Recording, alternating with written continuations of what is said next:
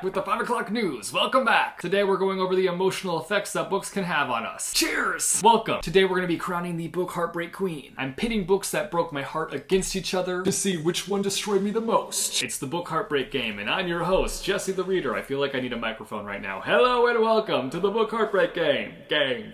A war is about to unfold and it's not looking pretty. It's a known fact that I love sad books. I just love having books come into my life and destroy me. It's pretty chill. It's a vibe. It's a great time. I want to read sad books. I want to feel all of the feelings. I want fictional characters to devastate me. And I want an author to make me cry. Even though I rarely book cry, if an author is able to get me to book cry, they deserve a raise. Before we get to it though, a word from our sponsor. Today's video is being sponsored by Book of the Month. Book of the Month is a popular book subscription service. Their goal is to promote new and emerging authors and promote new and exciting books. That way readers can find their next favorite book. A book that lands them in love category. A book that will end up on their favorite of the year list. A book that they will love enough to convince everyone in their life to read it. Every month they go through hundreds of books and curate a list of 5 books for readers to choose from. That way it makes the book buying process easier on us readers. And if they can come in and make my book buying life a little bit easier, I'll take it. I think I got a little bit too close there. Can you see my nose hairs? They also have a skip option available, so that way if there's a book on that month's list that you just don't fancy, you can easily skip a month and you won't be charged. Does anyone else get a little bit too excited when Book of the Month drops their book options each month? Like, I look forward to the day Book of the Month drops their monthly options. It should be a national holiday every month. It should be in everyone's calendar. Book of the Month, book option drop day. Let's go over the options for February. We've got The Golden Couple, which is a mystery thriller. Give me that mystery, give me them thrills. We've got Vladimir, which has a body yaddy yaddy on it. Oh ho ho! I wish I had a body yaddy yaddy like that. This is an adult contemporary story. Next we have Don't Cry For Me, and this is a historical fiction book. Next we have A River Enchanted, and this kicks off a new adult fantasy series. Finally, The Book in the Box.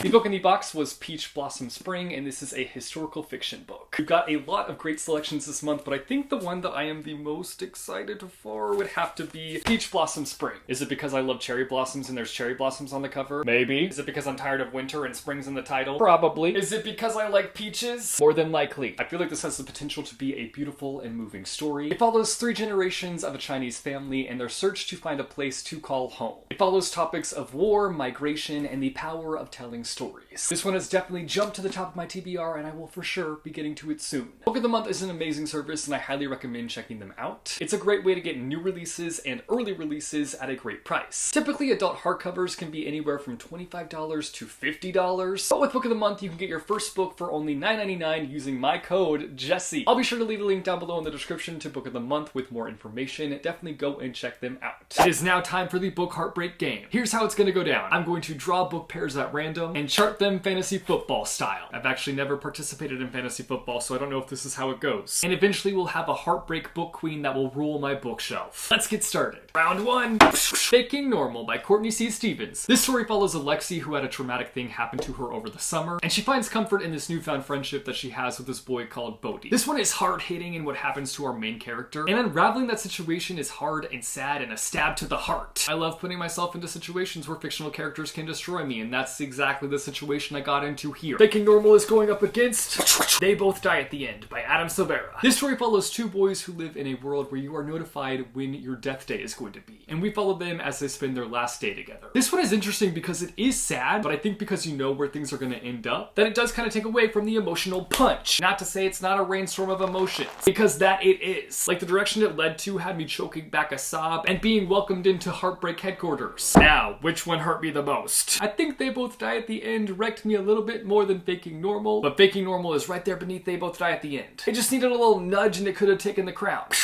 I just kissed a book that hurt me. To be honest, you both deserve that. For what you did. You know what you did. Round 2. A Monster Calls. This book follows a boy named Connor, and when his mother falls ill, a monster begins to visit him in the night. I still stand by the fact that this is one of the most original books when it comes to talking about grief. How the story itself even came about had me in emo territory. I'm an emo boy in an emo world. This also has one of the best adaptations I've ever seen, and I feel like nobody talks about it. But I guess it's not like the most happy-go-lucky adaptation ever, so I get it. Books where the mom has cancer hit a little too close to home for me, just because I've dealt with that. Thankfully, my mother is cured, hallelujah, but been there, felt that. I somewhat understand the emotions. So books like this just tug at my heart in such a strong way. But we're here to keep things light and fun and not get too personal, even though we're literally talking about books that broke me. Sad, sad, sad. A Monster Calls will be going up against The Cost of Knowing. This story is about this boy named Alex who has the ability to touch things and see the future. When he touches an object and sees the passing of his brother, it's a race against time to change the future. This book should be retitled as The Cost of an Emotional Roller Coaster because apparently that's the ticket I paid for when I started reading this book. It goes up, it goes down, it turns you around. I feel bad because I love this book, but this book just means so much to me. It just hit me so deeply, it made a mark on me, and I can't not pick it. Bye, bye, bye. Cost of Knowing. That hurt, but not as much as you hurt me. Round 3, Mockingjay. Throwback. This is the third book in the Hunger Games trilogy, a book that had my heart a-racing. One thing I'm really good at is caring way too much about fictional characters and then letting them stomp all over my heart. And this book is prime example of that. They did their stomping, and I felt it. In the heart. It's going up against... Ooh, interesting. A short history of the girl next door. This story follows a boy who is in love with the girl next door, but a tragic event will change the course of everything. This book did have the heart crack-a-lack-a-lackin'. If you enjoy John Green books, I feel like you would really enjoy this book. The author does a great job of portraying the emotions that the character is going through, so you yourself have a concrete understanding, and it's like the main character's broken heart takes over your own heart, and your heart becomes broken too. So that way you really feel it, and I felt it. I felt the burn. Heart burn. Had to pop a Tums. This is kind of difficult because these are on like 2 different levels of devastation, but I think I was more invested in the Mockingjay characters, so I felt it a little bit harder. So Mockingjay it is. I'm sorry, but you ain't getting the crown today. Round 4, How to Make Friends with the Dark. For all of Tiger's life, it's been about her and her mother, but the day her mother passes away, she's thrust into a world of darkness. This book is literally one of those books where you are just drowning in darkness, like no joke. The title is not joking when it says How to Make Friends with the Dark, like it's a literal guide as to how to make friends with the dark. It's seriously a series of tragic events that happen to our main character. And the author like never lets up on the gas. In fact, she revs up that engine and plows right on over your heart. It's going up against The Fault in Our Stars. Out of the throwback. Hazel's life has been filled with hospital visits, and so she's become a bit jaded. But when she meets Augustus Waters at a cancer support group, he helps open her eyes as to what's out there in the world. This one does a really good job of getting you attached to these characters, and then having those same characters stomp all over your heart. I like decided to the Heartbreak Hotel because this book broke me. How long will you be staying? As long as it takes. Noted. This one just burns because he does a good job of like getting you invested in the situation. And that situation ends up in... well, bad and sad place. No spoilers, even though this book has been out for 10 years now. I'm so in the middle right now, but when I look back on it and I look back on my reading experiences, I feel like I was more heartbroken by The Fault in Our Stars than I was by How to Make Friends with the Dark. This one is just more so dark and depressing than it is heartbreaking, and I just think I felt the power of this one a bit more. Round 5, Crooked Kingdom. This is the second book in the Six of Crows duology, and it... hurted. The readers that read it get it. The readers that haven't don't. There's just one specific element, well, a few I guess, but one thing in particular that had me feeling like Heartrender was using their powers on me, making my pulse slow down and taking my breath away. Take my breath away. It's going up against, oh lordy, You've Reached Sam. Honestly, still not over this heartache. Too soon. This story follows Julie, whose boyfriend Sam passes away unexpectedly. When she calls him one day to hear his voice on his voicemail, guess who picks up? Sam. Listen, I knew what I was getting myself into when I went into this book. I knew it was going to be sad, but it was next level heartbreaking to the point where I ended up in tears, and that does not happen to me. Alexa, play No Tears Left to Cry by Ariana Grande, because that's how I feel. And of course I didn't have tissues at the time, so I was like, do I use the book pages as tissues? What do I do in this situation? Don't worry, I use toilet paper. This book has a cinematic writing style, a peek at the past to build up investment in the characters, and it's overall just a beautiful depiction of grief. If this book were an album and the chapters were tracks, no skips. Album on repeat. Oh, now I have to decide. You see, the thing is that Crooked Kingdom did hurt, but You've Reached Sam hurt 10 times more. It was blow after blow after blow. You know what's annoying though is after I read it, I was like, that hurted so bad. Let's do it again. I wanted to reread it immediately and go through the pain again. That's messed up. I'm sorry, Crooked Kingdom. I'm choosing Sam, but I laid you down ever so delicately. Round 6, See You at Harry's. This story follows a family who has their lives completely uprooted after a tragic event takes place. This one took me by surprise. My aunt recommended it to me, and when you see this cover, you're kind of like, this book seems like it's gonna be happy. But when you get into its crevices, the truth is revealed, and that truth is pain. Looks can be deceiving, baby. Punch to the gut, loss of breath, heart broken, heart ripped in two. This one has a fantastic family dynamic, beautiful friendships, and sprinkles of pain throughout it. It's going up against A List of Cages. When Julian takes on the role of being an aide for the school's psychologist, he's given the task of tracking down a boy that Julian's family actually used to foster. He hasn't seen him in years, but when he tracks him down, they reconnect and grow a very strong bond. But Julian quickly realizes that something is off and that he is hiding something big from him. The friendship bond that develops in here is so beautiful, and the events that go down are just devastating. This is another book where you look at the cover and you're like, oh, this looks like a light and happy little book party. But then you get in it and the book Heartbreak Demon jumps out and rips your heart out and shreds it into a million pieces. Brutal. These are both books that mean a lot to me and I love them both dearly, but I feel like when it comes to heartbreak, I was more so heartbroken by A List of Cages. While this one is definitely sad, it's kind of balanced out with lighter moments. A List of Cages had my heart broken. Someone give me a band-aid for this poor heart of mine. A band-aid won't do, but I'm sure a $1,500 gift card to Barnes & Noble will fix it. Any takers? Anyone?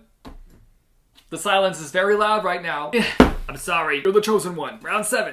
Astonishing Color of After. I say that with a smile, but that book hurt. This story follows a girl who's lost her mother to suicide, and she believes through death her mother transformed into a bird, and she is trying to track down that bird. This was a beautiful depiction of grief that does so in a real-world setting, but with a magical element coming into play. You just feel this longing that the main character has to connect with her mother. We watch her as she climbs through the trenches of grief and see her try and find peace. Emotional damage, emotional destruction, emotional devastation. You get the picture, don't you? I think I painted it up pretty clearly. It's going up against Second Chance Summer. After Taylor's father receives horrific news about his health, their family decides to spend one last summer at their lake house. This was another one of those books where I was like, hitting a little too close to home. I'm getting in the car and driving away now. But even though it is very sad, it's paired with light moments, so it's not like you're being drugged through the heartbreak mud. It lets up every now and then. I will say though that the deeper you get into it, the heavier it gets. It's a beautiful story about the deep connection of a family, reconnecting with an old life, and all that comes with grief. I think the winner of this dinner is Astonishing Color of After. It just hit.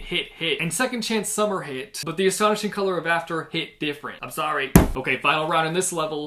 We Were Liars. This follows a family that has a lot of secrets, and our main character is processing a traumatic event that happened to her. This is one of those plot twist heartbreaks. Everything's all fine and dandy, and then the rug is pulled out from beneath you, and the next thing you know, you're on the verge of tears. It burns, baby, burns. Like, ouch. Who hurt you? This book, apparently. It's got striking writing. It can be a bit confusing at times because the plot itself is a bit foggy, and it will electric shock you with the plot revelations. It's going up against More Happy Than Not. This story follows Aaron, who is going through a journey of struggles after a tragic event happens in his life. It's led him to unraveling his past and working out these things that will change his life in a drastic way. You want to leave this book feeling more happy than not, but you just end up leaving it feeling more sad than not. Like, that's just how it is. It's got this realness factor to it, a friendship that has him questioning everything, and a plot that just goes in a devastating direction. It's got a layer of darkness, and when you dig through it, you think you might find some light, but our author here, Mr. Adam Silvera, is like, no. This is kind of an unfair pairing. More Happy Than Not is just devastating. We Were Liars is heartbreaking in a more so shocking way. This one is also actually kind of shocking, but it's also like heartbreak after heartbreak. This one is just like, what's going on? I'm confused. Boom. More Happy Than Not's the winner. Okay, now we're at level 2. Let's break it down even more. The first pairing is They Both Die at the End with Mockingjay. I'm gonna have to give this one to Mockingjay because I feel like with They Both Die at the End, again, I kind of knew what was coming, so it took away from the emotional punch. This one caught me off guard, and there was also situations in here that just had me sad. Mockingjay moves on to level 3. Sorry, TBD. Next, we've got A Monster Calls and Antiphios, and I feel like this one is just really easy for me. I love Antiphios, don't get me wrong, it's fantastic. And I feel like he does a really good job of portraying the emotions that are occurring in this book, but this one just hit really close, and I just felt it more, and maybe it's because I could relate to it. Is that a fair judgment? It's my game. So yes, it is. Monster Calls is moving on to level 3. I'm sorry, Antiphios. Next pairing, You've Reached Sam versus More Happy Than Not. I don't know if it's because I've read You've Reached Sam more recently, and so the pain is just still there, but I definitely think it wins this level because I was in tears reading this book, and that never happens to me, unless I'm becoming more emotional in my old age. But You've Reached Sam definitely wins this round. I'm sorry, More Happy Than Not. Next pairing, we have A List of Cages and The Astonishing Color of After. Oh, this one is actually very hard. I feel like they both brought out a lot of emotions in me. Which one hurt more? I feel like this one hurt more because it was just very raw and painful. This one was very raw and painful too, but like in a different way, and I feel like this one was just more character exploration focused, whereas this one was just like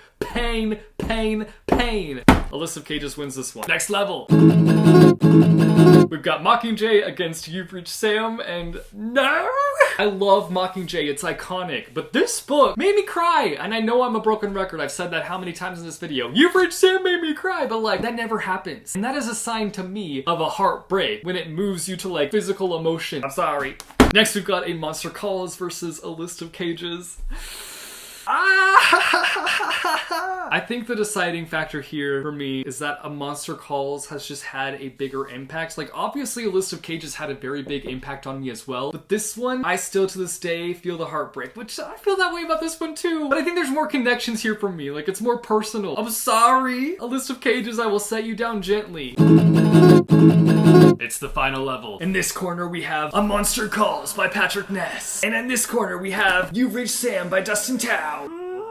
This one has a lot of things going for it that I love. It has a lot of imagery inside of it. I'm very connected to it in very personal ways, and it just so strongly impacted me, and it's a book that I continue to think about it after having read it several years ago. You've Reached Sam has that cinematic quality to it that I love. It follows a very unlikable character that I will continue to defend, and it's just such a beautiful depiction of grief. That's the thing, is that both these books deal with grief, and one of them I have more of a personal connection with. The other one I don't have as much of a personal connection with, and I feel like it's hard to like let go of those personal connections, you know? So with that being said, I think we have our heartbreak queen. I think we have our winner. I'm sorry, Sam. I'm gonna set you down gently because I do love you. I'll give you a little back rub too. There you go, buddy. A Monster Calls, you are the book heartbreak queen. Congratulations. I applaud you.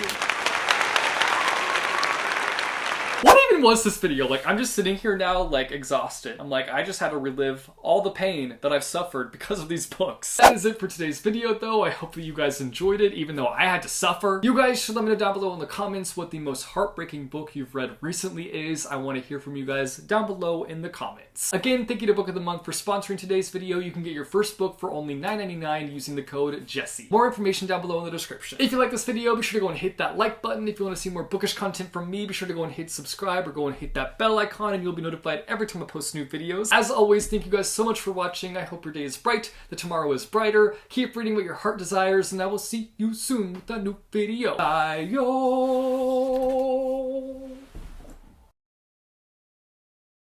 Am I the drama? I think I'm the drama. This story follows Aaron. I'm on the next level.